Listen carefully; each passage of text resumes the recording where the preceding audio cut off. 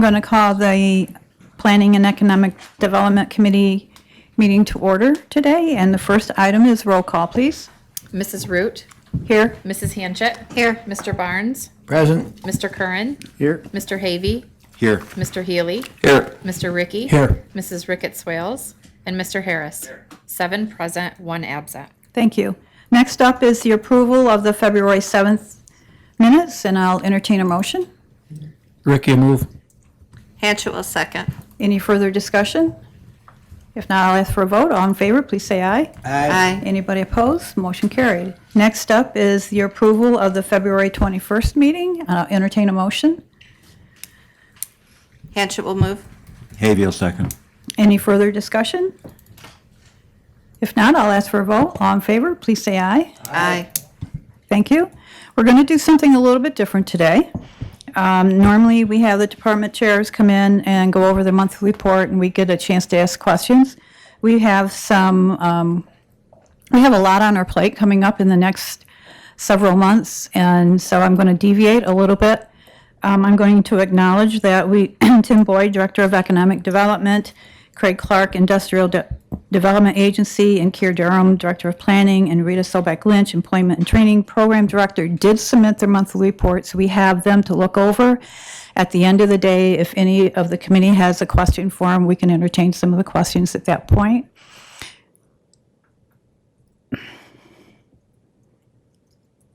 With that said, I'm going to move on. I had a few other things I was going to say, but I won't. So we have new business today, and I'm going to open this up for a 20-minute discussion. After our last work session that we talked about, and we talked about creating a new EDO, Economic Development Organization, we said that we were going to contact some counties and see how they've done it and what they've done, get their pros and cons. And so over the last 2 weeks, Tim Boyd, I'm going to have him come up and start this discussion. But we have talked to Lewis County, Genesee County, and Chautauqua County. I've got handouts from some notes that were taken from their team meetings with them. And Tim, do you want to talk about the process, how we got here and where we are right now? Sure, thank you. As we discussed earlier, we wanted to kind of pick the brains of folks that had shifted in the direction of an economic development organization, an overarching type of approach to the administration of economic development within their counties, and something that, based on our study from Camoin, a recommendation that we look at a similar model for this. So we contacted Lewis County, which is probably similarly sized and situated to the day-to-day operations of what I would see Allegheny County moving in, as well as Genesee County, who has been established for about 20 plus years in their form of economic development organization, vastly different than us, very successful. And we learned a lot from them. And then we also spoke with Chautauqua County. Chautauqua County is relatively new into this endeavor. They also had Camoin do a business development, an economic development strategy for them.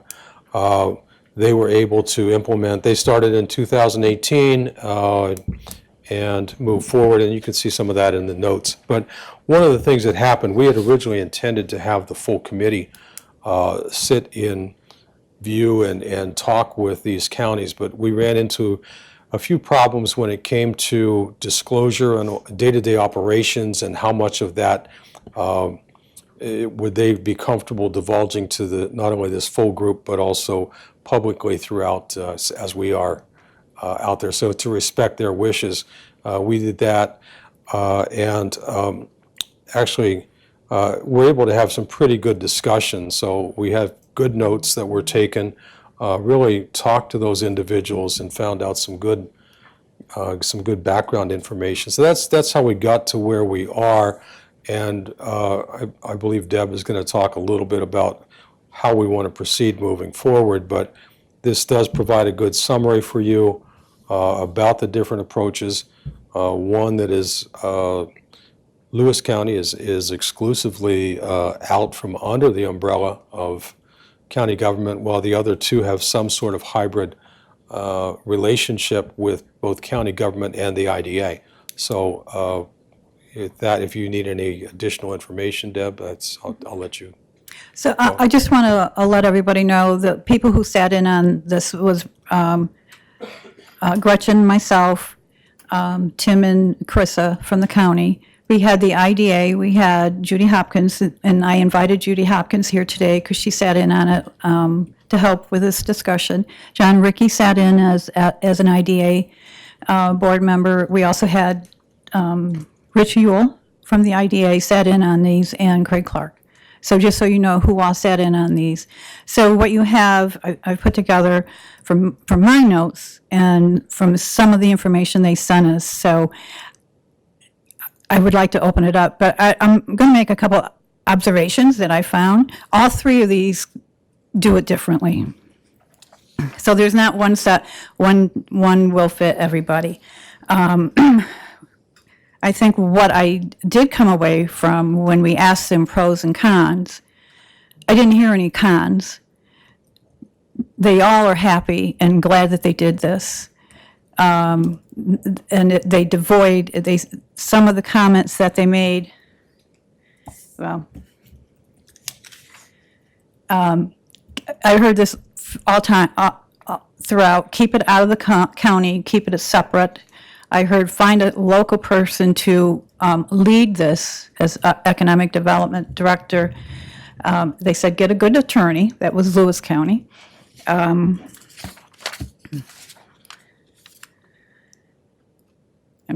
Genesee County's been doing this for 20 years, and they're IDA based.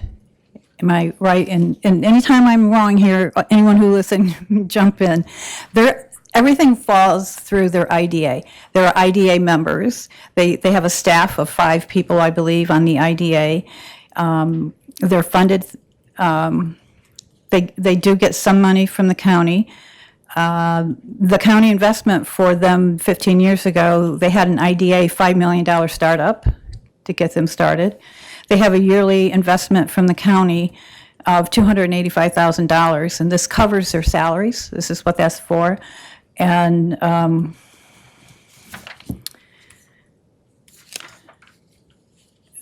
trying to see if they have their annual budget in here. And what I took away from Genesee County was they're very IDA based. They're very focused on site development and creating site-ready job places and going out and getting the industry and come back. They do not get too involved with the tourism and with the land banks and that type of a thing, and they want to keep it. They don't want to dilute their focus. They said this isn't for everybody, but it works for them, and they are so different than Lewis County. Am I correct? You guys? And us. Yeah. And Lewis County includes them all, and if you look at, I put a organizational chart for each one of these on the backs of them, so you can see.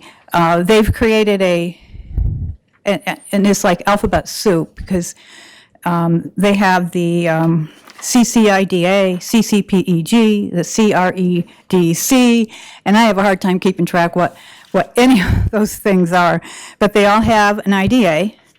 And I don't even know what the CC is, Chautauqua County Planning Group, and but they have separate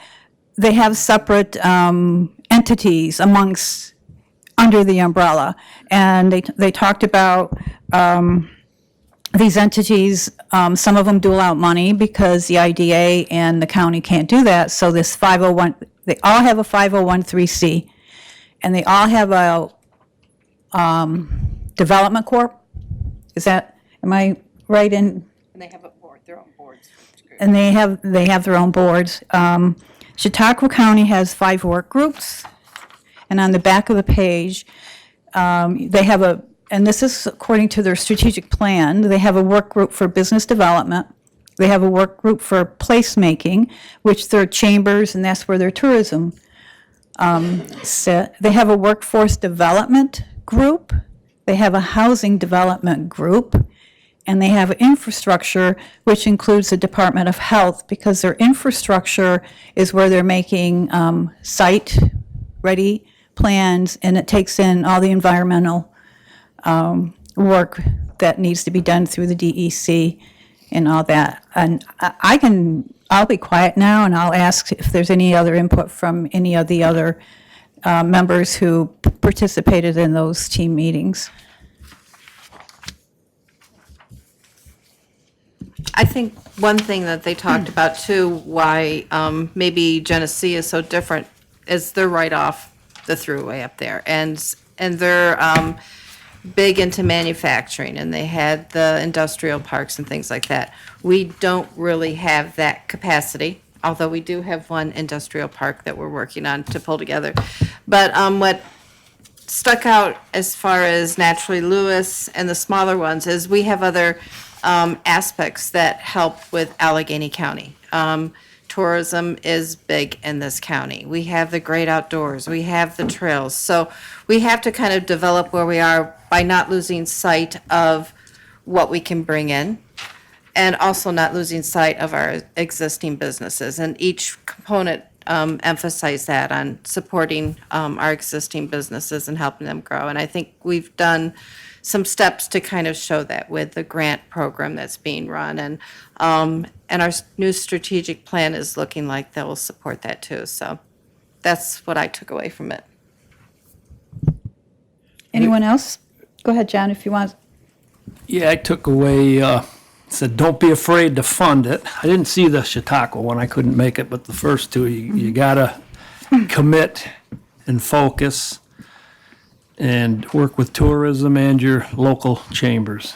That was big, and it was repetitive. Judy, I'm going to put you on the spot. Yeah. What are your takeaways from what you listened to and heard? Thank you. And thank you for inviting me to come today and using your desk much better. I was there mainly as an observer. My mic was quiet all the time, but I was very impressed with the variety, as has already been brought up. In terms of Genesee County, and they have the I-90 right there, but we have I-86 also. So we just need to learn how to take advantage of the things we do have, and the nature. Lewis County has the nature similar to ours, and they've brought in a huge amount of tourism with ATVs and snowmobiles, but even Tug Hill did not have a lot of snow this year, so we're not alone in not having snow.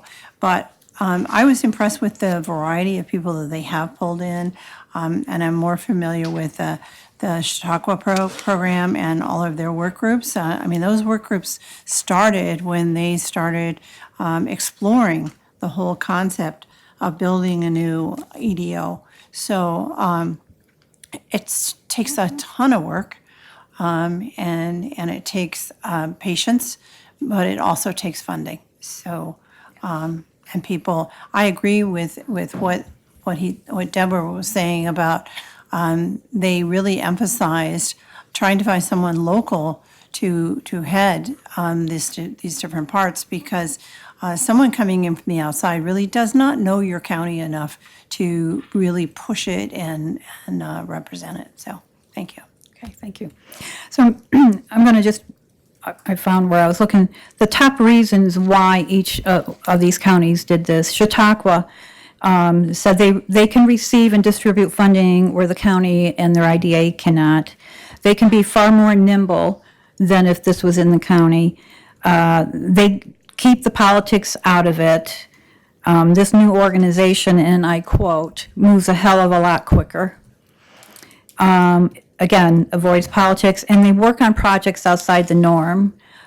Lewis County talked about the benefits the single point of entry, and that's something that we talked about, and Camoin talked about, how the confusion here. We have several different entry points into the county. This is how they resolve doing that. The benefits is that there's staffing dedicated for the economic development. It saved their chambers up in Lewis County. And the last is they are all going in the same direction. They all have the strategic plan and they're all working together. And I got that, again, out of all three of them, that with this group, they're all on the same board, they're going down the same road, and there's a lot of interaction amongst them. They all have financial people on board. Lewis County has 5 staff members. They have an executive director, a director of development, director of tourism, a programs and partnership director, an economic development specialist, and they have a finance and operations.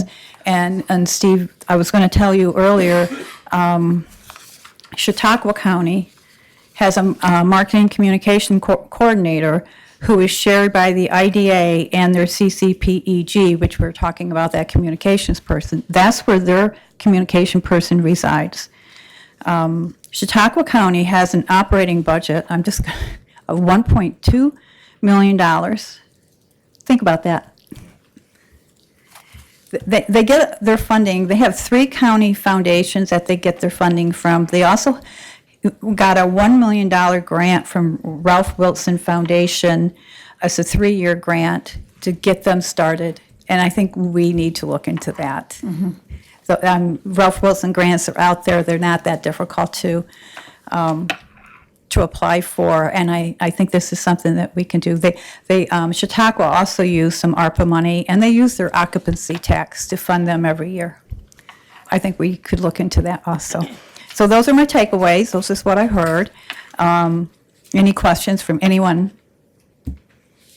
about what they just heard here today? Yes, comments? Yes, Madam Chairperson. Yes. I'd just like to say that development and civilization has always followed the transportation corridors throughout history. If you look across the whole entire world, and that's why it started out back when everybody traveled by foot. It started out along your streams and your rivers because they use those to navigate, and then all your rail development occurred along those routes, as did your first highways. And only in modern times have we been able to build highways and lay rail where we want it to go, basically.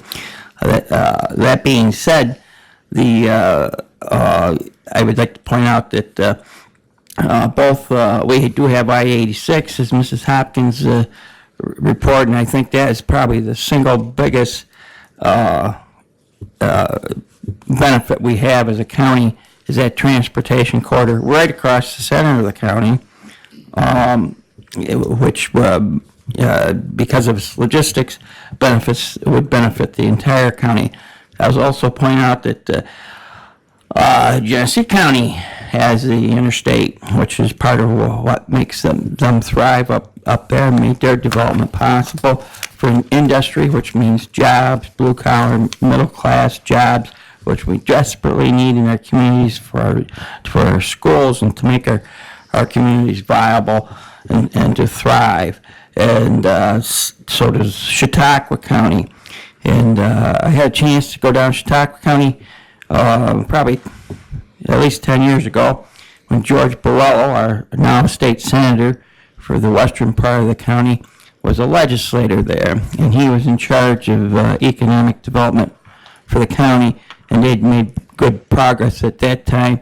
And he had offered even then to come help us if he could in any way. Of course, he's a businessman.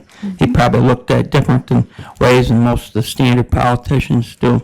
But I think he's the one that started that ball moving forward in Chautauqua County, and I commend him for that.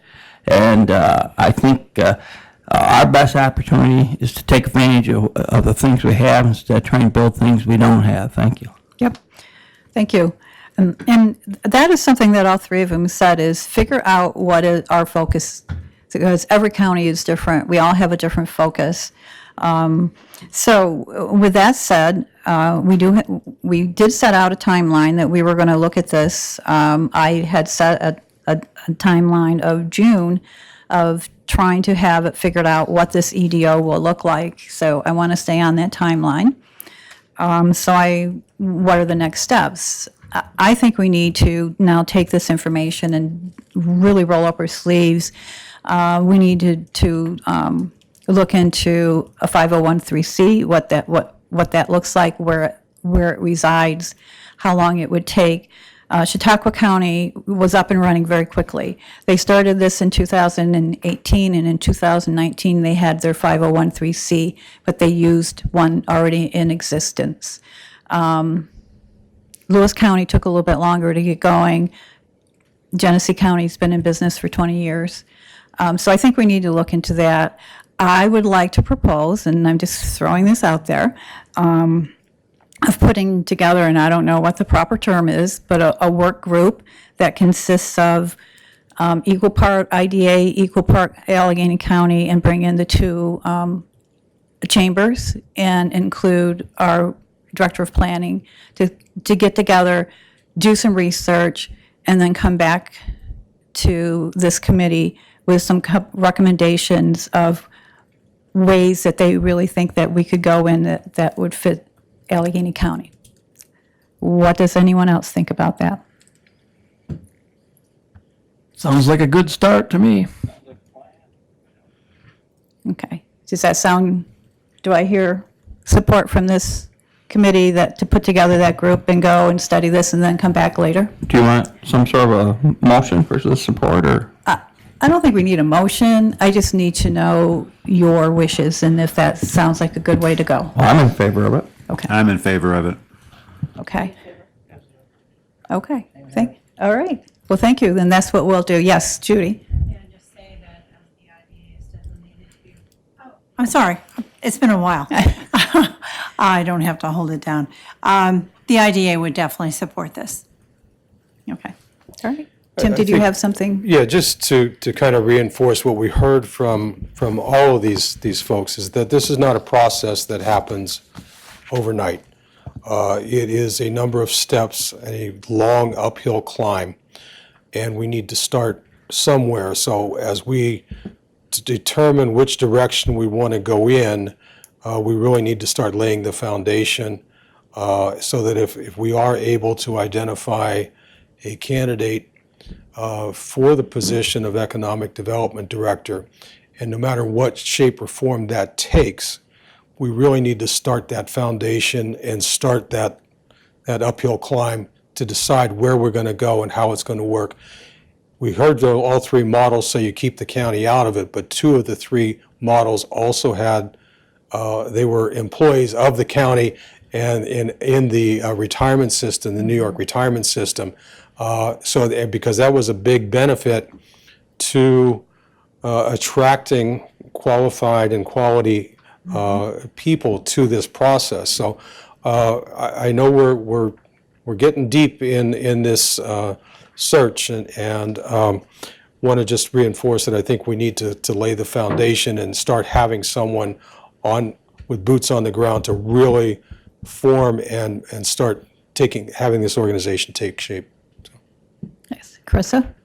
I just want to point out that your predecessors on this board have created two other organizations that do work that could go hand in hand with economic development. You have your land bank, and you have your ACTDC, your broadband telecommunications board. I did ask Lewis and Genesee. I did not get a chance to ask Chautauqua if they did either of those things and how they fit in.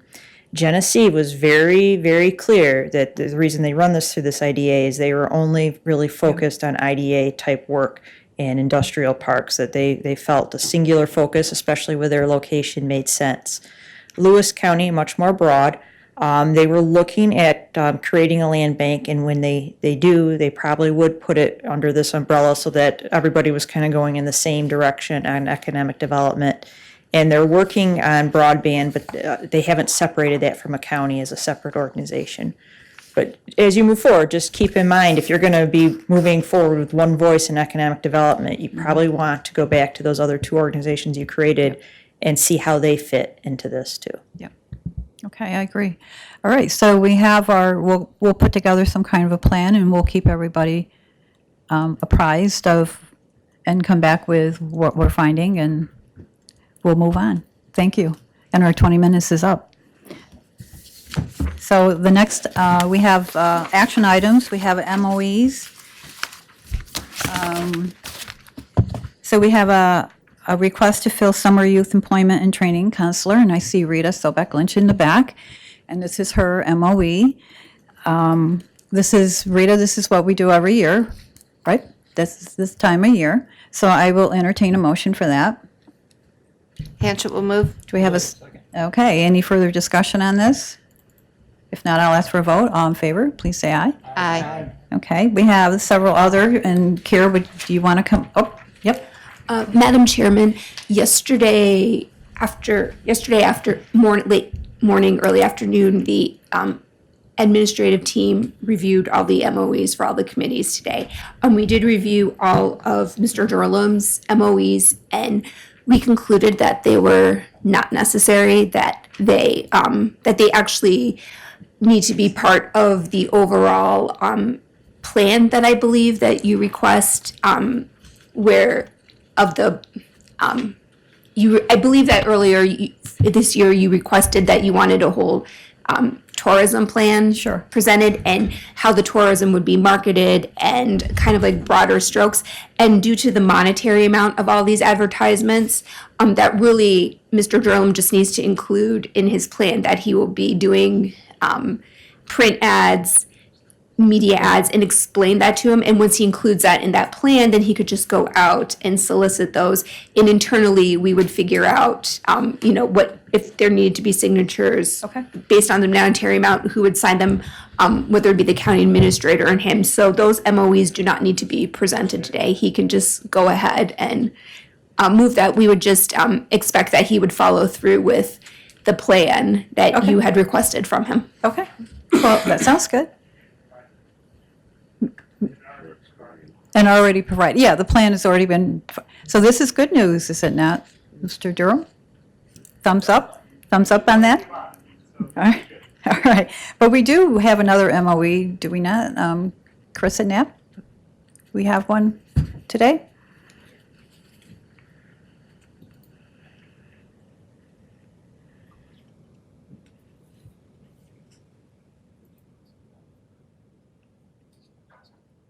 I'm not seeing it on the agenda for some reason. I did not either.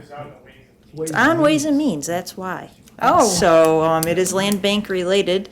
Land bank doesn't have a committee of jurisdiction. Okay. So that's why I always kind of think it goes here, but we put it on Ways and Means. So my fault, we'll get to that later. Okay, well, this is gonna, not a lot of action items today. So under old business, I've asked Keir Durham to come up and talk about, we had a broadband meeting the other day, and could you give us an update on where it's been a while, and I thought there was some really good news that I heard from that meeting. So if you could just bring Afternoon. us up to date. So I had about a 1-second warning to do this, so it's just going to be off the top of my head. We did meet last Wednesday for our quarterly Allegheny County Telecommunications Development Corporation meeting. During that, we learned something positive from the county side that I had not been aware of, which was that Matt Evans now has a help person with him, which has been a challenge to do some of this stuff on our side, because he was a one-man show, and it was really challenging to get anything done. He did the best he could, but he has a lot on his plate, so I thought that was great. Probably the best news to me personally, because I think he needed the help. The other thing, we talked to the contractor who's installing the LTE replacement equipment. It's replacing all the equipment from the original grant that was back in 2016, 17.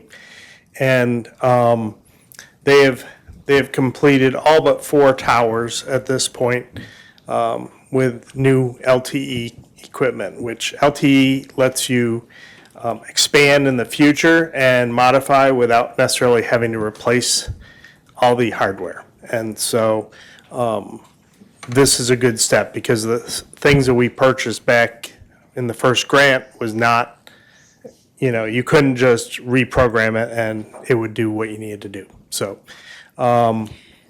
so we've got quite a few of the towers. I think there's 12 towers and there's 4 to go. So there's already this new equipment that has higher capacity on many of the 911 towers, which makes it available as a broadband service to more residences.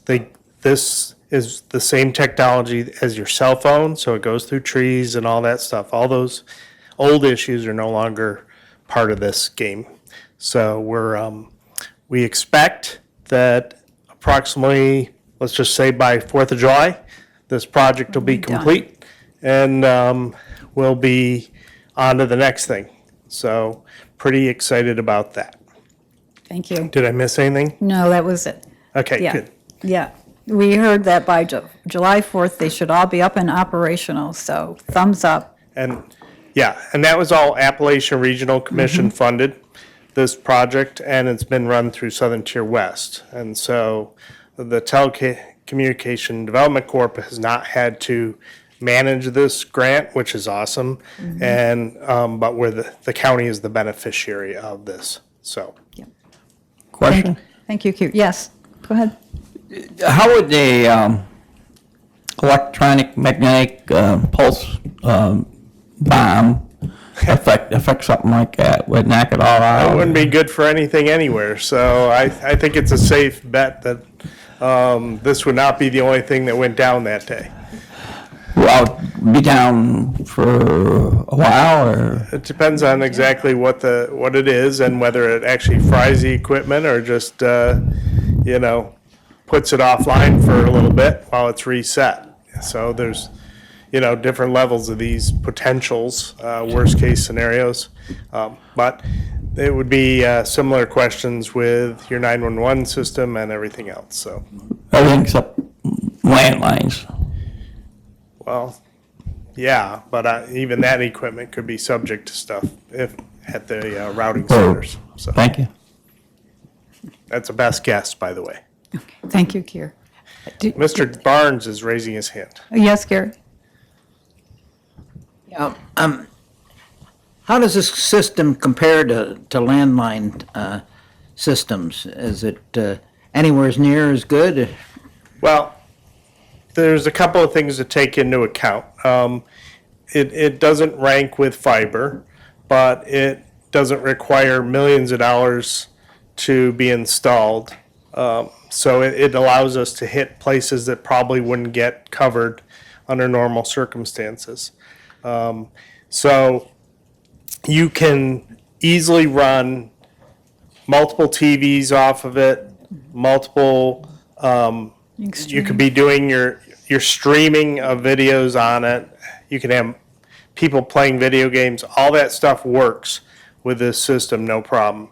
And because it's a rather large pipe coming in of internet service, and there's not tons and tons and tons of users on it right now, it means that if you've got a connection, you're not sharing that connection with, say 10,000 people. You're spread out. So there's a lot of capacity there. So are you saying as you add more customers, so to speak, the service? Right, and that's what you see with cable and those services today. So if you hook up on Spectrum and you notice that when all the kids come home from school and your service gets a little slower or less dependable, then that's what you're seeing. You're sharing that same pipe that they have with many more people. So, and these radio transmitters are set to a certain number of customers that each one handles. And when you're getting close, then you need to add another transmitter, so you actually know when you're getting there. Okay, we're close to that, we need to add another one, so that we have more capacity.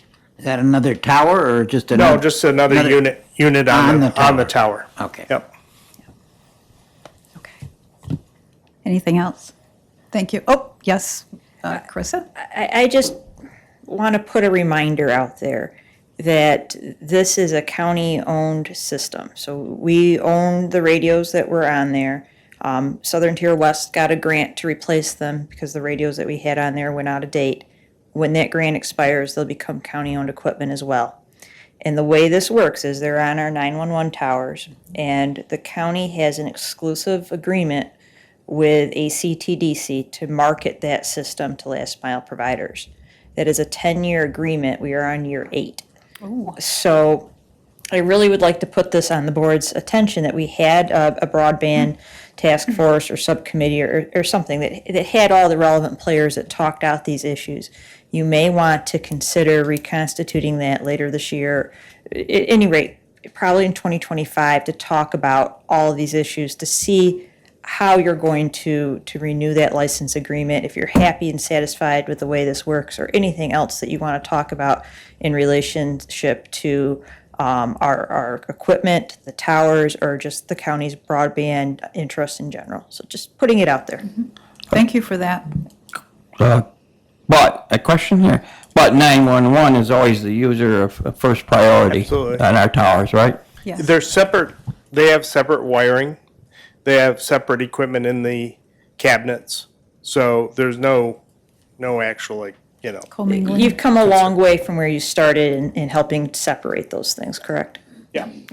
Yeah, this project actually, they ended up running all brand-new cables up and down and the whole 9 yards, so it's basically a brand-new version. I just didn't want the public to be confused about that, where our priorities were. We have a separate broadband signal coming in that goes through that, and 911 has its own. And Mr. Barnes has his Gary? hand. Yeah, hearing the administrator say that this is the 8th year of this out of 10 years, does the county get any return from the customers' billings? Currently, we are the corporation, which the county set up in 2015, August of 2015. So at that time, there was discussion that if we, had good luck and good success in getting, say, 10, 12,000 customers, that perhaps there would be some payment coming back. I can tell you right now, this corporation is running very close to bare bones, and we are not taking in a lot of income off this, but we are providing a service to approximately 1,000 customers overall. So that's 1,000 people that are getting a better rate in the county. This tends to be around $60 a month, and they're getting a good, dependable service with this new technology. But at this point, the Telecommunications Corporation cannot kick anything back because there's just not anything to kick back. Barring any future grants, the county is going to have to continue to pay to support this, is that correct? Our hope is that the maintenance of the machinery will be covered by the rates that we are charging the last mile providers. Only in an extreme, like Mr. Healy's, proposal to have some sort of EV bomb or something go off, then we might have to come to the county and say, what do you want to do? But it's built in that there's maintenance into the budget currently. So No. we're not coming to you on a regular basis asking for funds. We haven't had to do that in quite a while. I understand maintenance, but what about replacement in the future, upgrading and so on and so forth. I would think we would go out looking for a grant, like, similar to what we just did. Yeah. You're talking $300,000 to $400,000 for that, and we would be looking for grants to do that. Right. And if we want to do expansion in the future beyond this replacement project, that would be a different thing. We would be going out looking for a grant. Thank you. So there were startup funds paid out to ACTDC, and there is an annual license fee that they are supposed to be paying. And as Kier mentioned, some of those agreements did say that if they had anything over their break-even cost, then they would kick in, at least for their annual license agreements. But we do have a breakdown on all of that. Dwight? Yeah, part of the problem was when this project started out, the state was all gung-ho about getting this up and going, okay? So we jumped in with both feet, county contributed some money, everything was going good, and a year and a half later, the state decided they were gonna go with wire, fiber. So all the money that they were thinking about going into this projects, they took away from us, and we couldn't get any of it, they put it into the fiber. So that's kind of part of the reason why we're where we're at, with this program, because we just kind of, it's like, pretty much like everything the state does, they get you in and then they put it to you. Thank you. Pull the rug out. And that really is exactly correct, because we had the first project that we did all this work, and we expected there would be future rounds. And in those next 3 future rounds, they specifically said that a county cannot apply. And it has to be a large corporation. And so we were cut from even applying for those. So thank you, Kier, for that quick and a good discussion about our broadband and past and future. So is there anything else for old business here today? Is there anything for the good of the order? If not, I'll ask for adjournment. Rick, you move. Do I have a second? I heard Kearns. All right, all in favor for adjournment, please say aye. Aye. And thank you.